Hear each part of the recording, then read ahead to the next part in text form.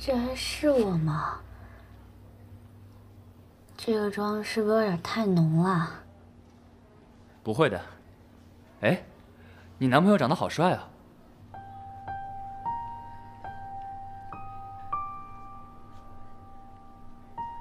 你们吵架了？哦，我们。谢小姐，要不您给您男朋友带？谢谢。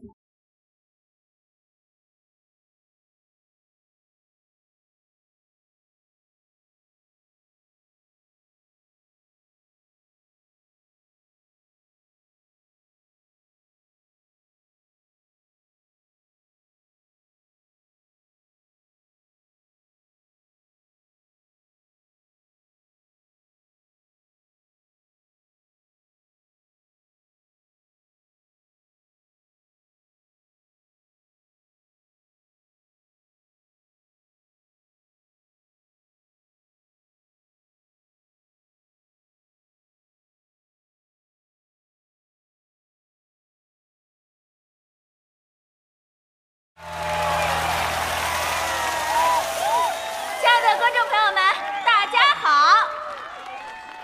欢迎收看互联网大型直播真人秀节目《恋爱 ING》。感谢大家放下圣者农药，放下八卦诗，和我们一起来感受恋爱的气息。全网恋爱季就在恋爱 ING。我们的目标是银河系不缺钙，全宇宙不缺爱。首先，让我们通过一段 VCR 了解一下今天的身高差情侣叶舒薇、贝尔多，请看大屏幕。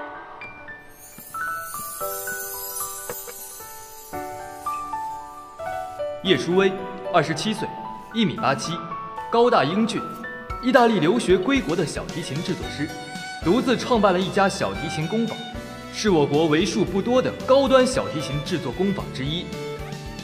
贝尔多，23岁，1.52米，身材娇小，清纯甜美，经常模仿卡通人物说话，练就百变声线，立志从事动画配音行业，成为一名优秀的配音演员。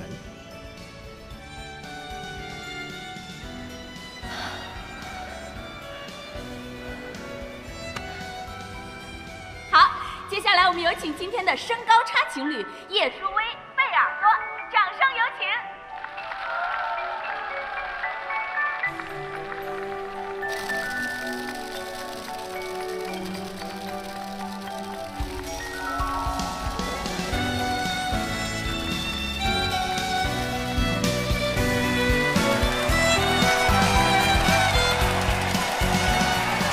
欢迎两位。好，那么首先我想请问一下贝尔多小姐，能不能给我们介绍一下你们两个相识的经历啊？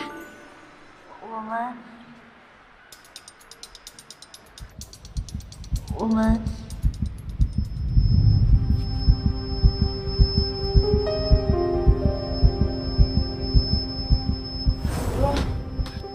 快，抓紧时间好好背一背跟你搭档男嘉宾的资料。你们俩要尽快熟悉对方，以免在直播的时候穿帮。背台词嘛，我在行。叶舒薇，27岁出身音乐世家。你们男嘉宾质量还不错。叶大神到了，你赶紧熟悉熟悉。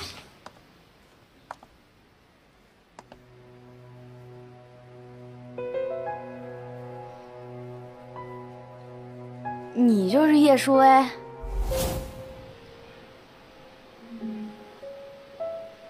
我们是在图书馆认识的。看得出来贝尔多小姐啊还是有点紧张。那初次相识，你对叶舒薇有什么样的印象呢？耳朵，这里面肯定有误会。我拒绝跟他合作。哎，耳朵，别，你想想钱。你觉得我是一个为了钱能牺牲尊严的人吗？就是挺好的呀，挺好的。挺好的，只是挺好的吗？那这样吧，我换一个问法，你们两个人第一次相识是什么时候呢？就2天前呗。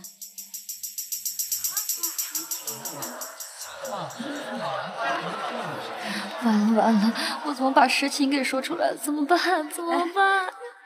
你是说2天前吗？我想我们还是改行吧。我看行，我这个年龄也该嫁人了。我们耳朵今天有一点紧张。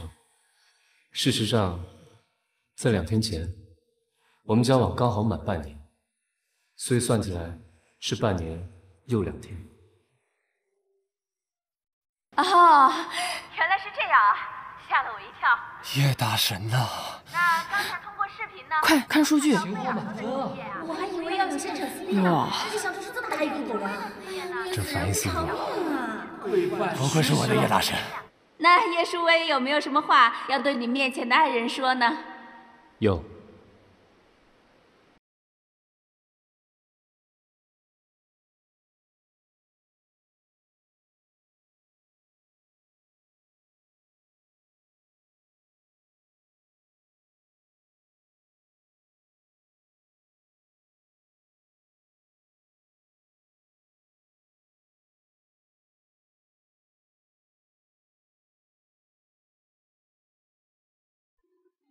向我道歉。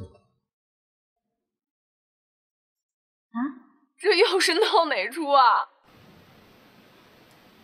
道什么歉啊？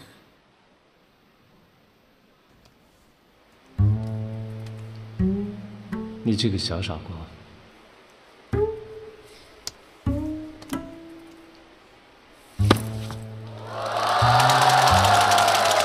让我等了这么久，才遇见你，难道你不该道歉吗？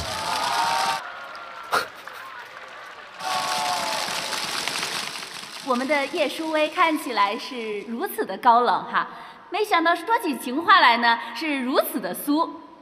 相信现在场下的观众已经对这对情侣产生了非常浓厚的兴趣。好，谢谢2位，请稍事休息，谢谢。好，那么接下来我们再通过一段 VCR 对我们体重差情侣做一个初步的了解，请看大屏幕。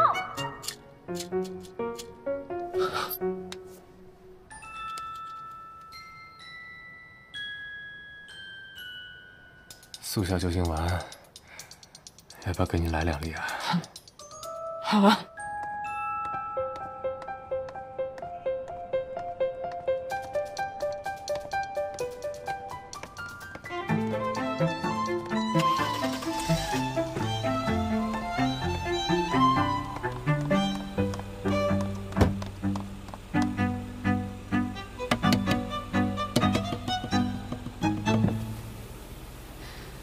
有事吗？叶舒薇，你凭什么让我给你道歉啊？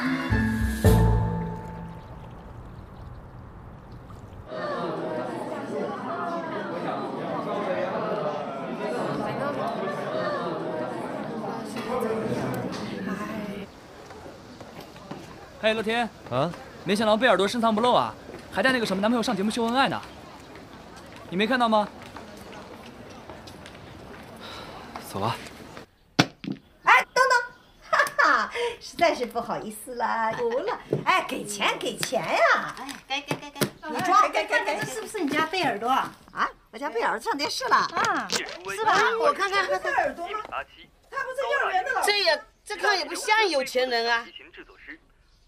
哎呦，自琴师是什么呀？为数不多的木匠啊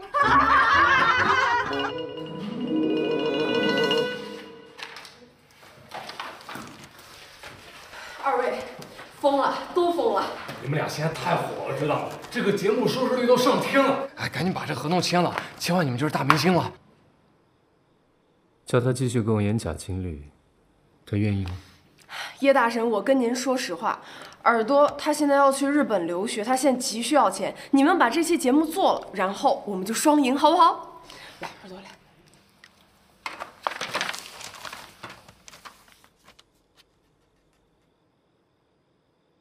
我不签。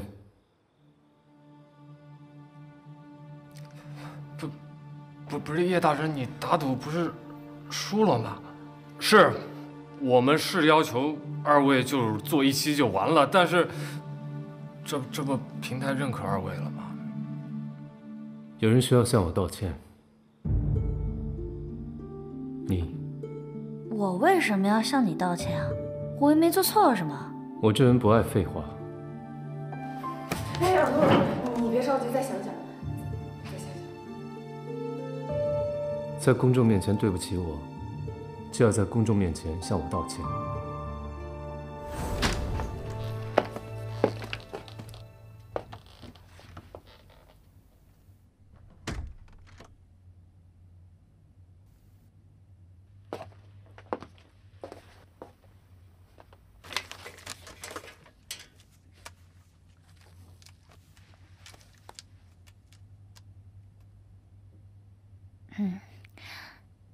那个，你好，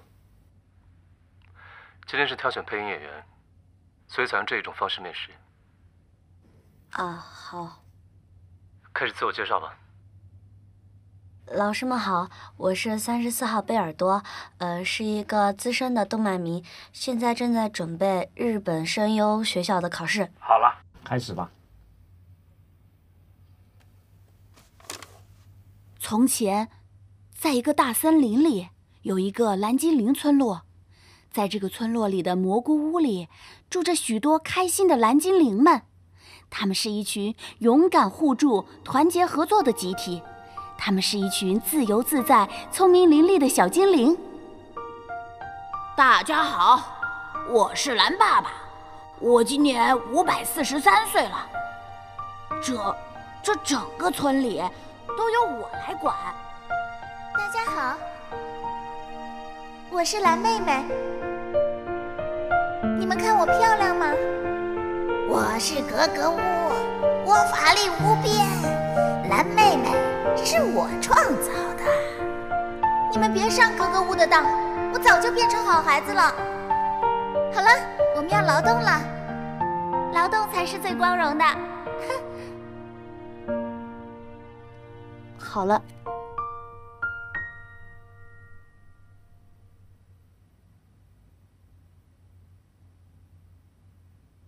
很好，谢谢老师。是啊，就算我配音差也没事儿，都是自己人。哎，我跟你说啊，你说那些面试的人可真傻，也不知道他们有什么可高兴的，反正也轮不到他们。哼。今天非常感谢你来帮我们面试。您客气了。个人拙见，这34号贝尔多，挺不错的。这个，刚才最后这个姑娘是我们老总的侄女，老总的面子不能不给啊。既然如此，今天为什么还找我来？小野，你的声誉对公司的形象是有好处的。这边可以结束了，你们可以离开了。谢谢大家，这边请。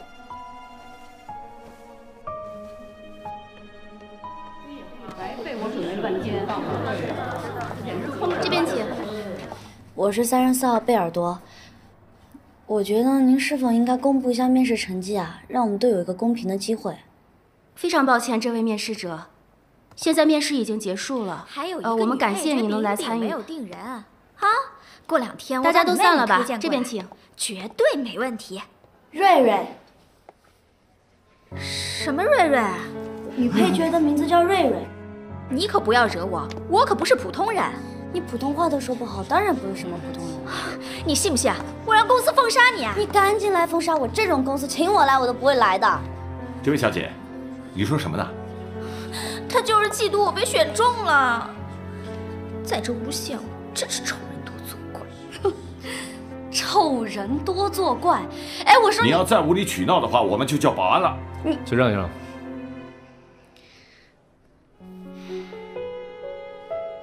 你就是那个面试官吧？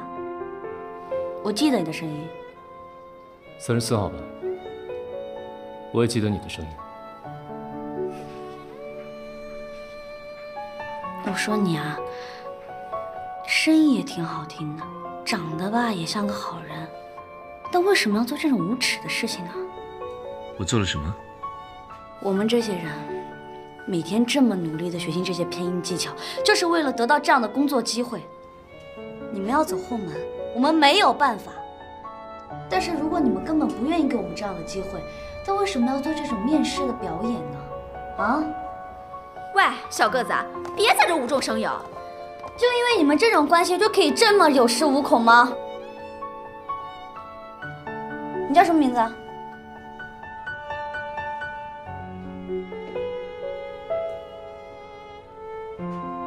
没有事。我是要记住你，以后有你的地方，我坚决不去面试。有志气。你叫什么？贝尔多。来啊，封杀我呀！你回到配音间，在当事者面前向我道歉，恢复我名誉。想得美！主要是小叶，你怎么来了？有个人有句话想对你们说。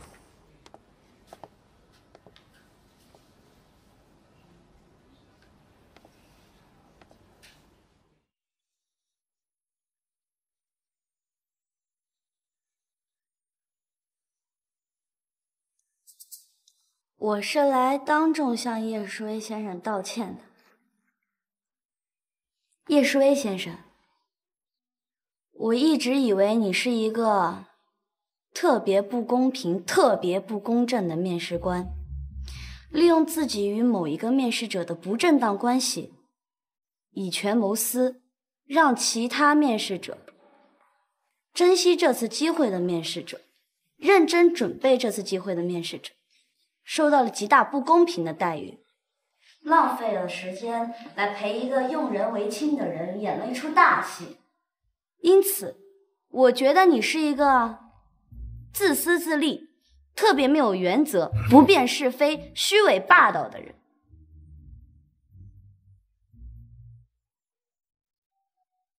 我的道歉结束了。对不起，我错了。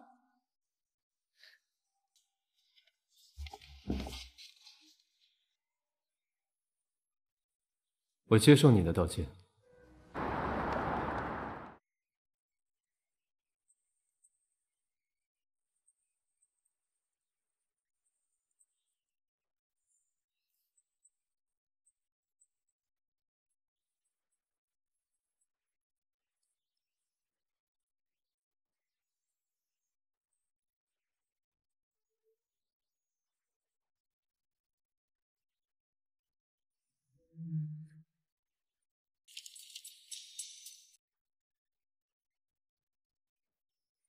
我还有几点要求。哎，我说你这个人怎么那么多要求？好啊，念念你记。好。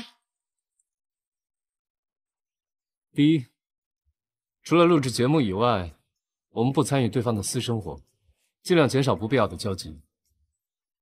第二，在节目录制期间内，管理好自己的形象以及言行，不要做无脑的事情。自己没形象不要紧，不要让大家以为我没品味。叶先生，你才应该注重好自己的形象。好，既然提到要求了，那我这里有几点要求，希望二位能够做到。其一，这份保密协议是一定要签的；其次，我希望双方能在做事情的方面有一点起码的情侣的样子。最后，节目录制期间，双方禁止交男女朋友，叫他管好自己就好。我会管好自己的，因为我才不会。不会什么呀？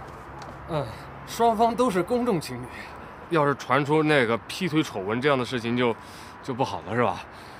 要是有人劈腿，就得需要跟另外一方道歉，当众道歉，还另外一方的清白。好。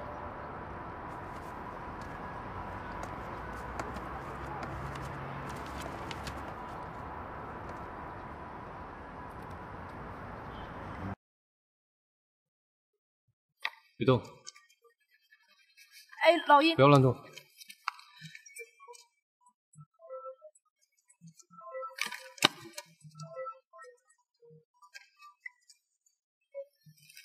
好，双方此刻就是恋人了啊！上一期节目效果非常棒，我希望下一期节目效果也会非常棒。我不会做节目任何的效果保证，合同上没有要求这一点。这样吧，二位互相把微博关注一下吧，这样发一发日常的动态。毕竟现在的网友都跟侦探一样，如果一不小心，可能就会……我没有微博。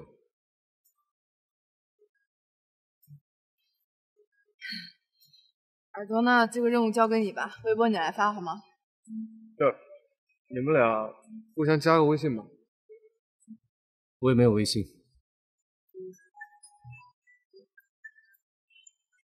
儿子，我回头把微信退给你。既然现在你们二位已经签了合同，我需要拿出专业的工作态度。我觉得我们可以每周排练一次，这样既不需要多花你们的私人空间，然后在直播的时候也会更加自如。意下如何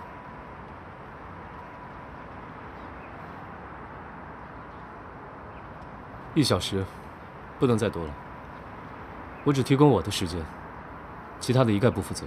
好，那就这么定了。非常感谢叶大生奉献自己宝贵的时间啊！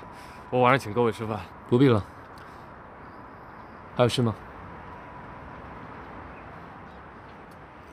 你一会儿去哪儿？要不送送耳朵？不顺路。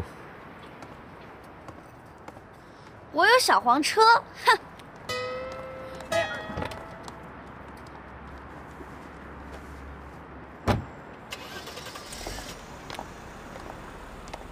你从哪儿找来这么臭屁的人？你告诉我啊，怎么回事？还那么欺负耳朵，我真要被你气死了！这能怪我吗？真的，我怎么知道会这种事儿？这叶老师的脾气你是知道的，不解释，性冷淡，爱记仇。你让他去参加你的真人秀节目，没搞错吧？那他让人家面试去了？那是叶老师父亲的朋友辗转求过来的，你这事儿啊，肯定没戏。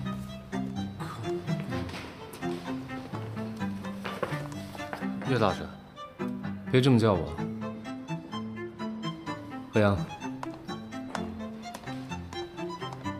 有夹舌头的功夫，怎么不干点正事？钱都送出去了吗？啊，我现在就去。低碳环保，走路去。老大，那地离这5公里呢，我有问题吗？没事儿，正好锻炼啊。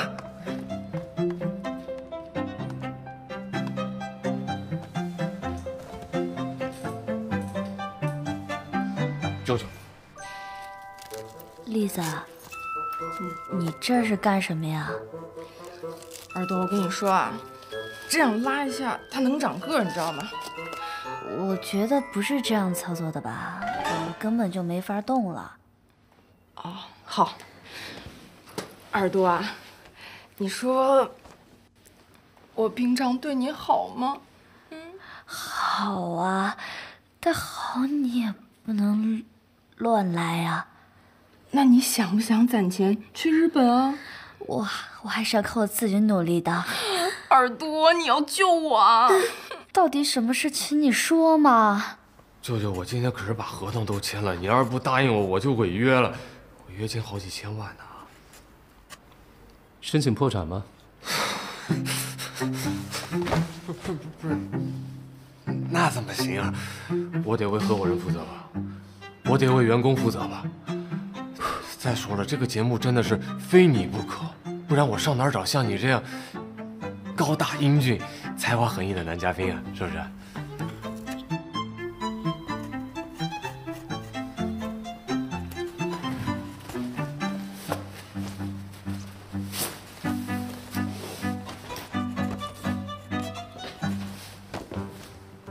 今儿不答应我，我就在你工作室住下了。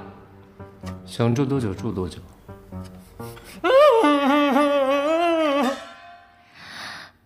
不行，我怎么可能当着这么多人的面跟一个陌生男人谈恋爱？耳朵，江湖救急啊，姐姐！你要是不帮我的话，我这个节目就没了呀。那我这1年的心血都泡汤了，你不愿意看到我这样的，对不对？可你这是把我卖给别人当女朋友啊？这怎么能是卖呢？你不是说声优也是演员吗？那你就把自己当成是一个演员，然后去跟另外一个男演员来演一档节目。耳朵，你想想啊，如果说你打工攒钱去日本，那至少得需要2年。可是如果你参加这档节目，可能也就需要1期的时间，你就能少奋斗半年。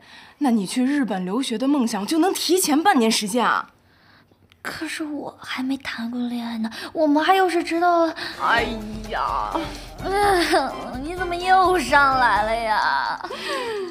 耳朵，我跟你讲，你绝对不会吃亏的。对方是一个超级大帅哥，你就假戏真做，没准等节目录完了，你们也生米煮成熟饭了。这是一件9雕灭族的好事啊，真的。我考虑一下。哎呀，你考虑什么呀？你要是不答应我，就别下来了。我答应，上去。你早点答应我不就好了吗？是不是？舅舅啊，我妈去得早啊。好了，这样吧，柜子上有一张 CD， 如果你能听得出2段音乐有什么不一样的话，我就去。不是，这不要就算了。我要，我当然要。不过你给我1天时间，12小时。你那个叶大神怕是有病吧？哎，耳朵刚好不容易答应我，你这儿可别给我翻船啊！他答应了就不会变卦，但问题是，他现在给我那张盘，我谁都听不出来，我该找的人我都找了。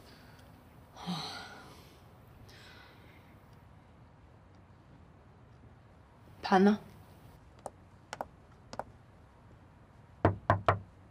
耳朵，你出来一下。怎么样？听出什么吗？就2段旋律有点不一样啊。有什么不一样？你具体说一下。稍等我一下，我记一下。有志者事竟成，我听出来。第1段4重奏，第2小节第1个音，小提琴升了半个音，对不对？你怎么知道的？这时候应该来点气氛啊！胡扯，不可能是你听出来的。怎么不可能是我听出来的？我为了这个东西，我整整听了1晚上。你看我这黑眼圈，真的是，我把2段音乐的波形拉出来，一帧一帧的对比了，又问了度娘跟谷歌，反正得出结论，你说对不对吧？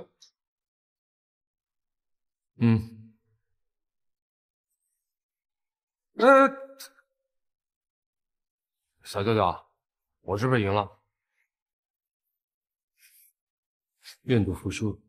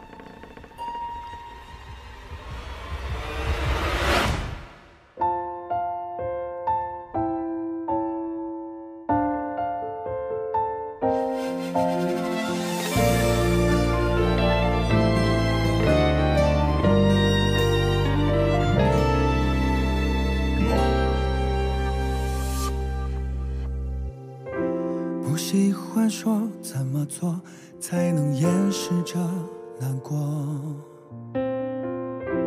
没怀疑过每一刻忠于内心的选择，从来只享受沉默的我，才懂缺少了什么，听见内心深处走出的不舍。轻轻经过，怎么做才能牵住这一侧？深深深记得每一次脆弱时候陪着我，朝夕相伴的时光掠过，这个世界只剩我。仔细听遍海风中你的轮廓，当这首歌描述我内心中你是多么独特，在此刻盘旋着，所有星光环绕着耳朵，指尖旋转的曲折，琴弦上缓缓唱着，慢慢附和不变的执着。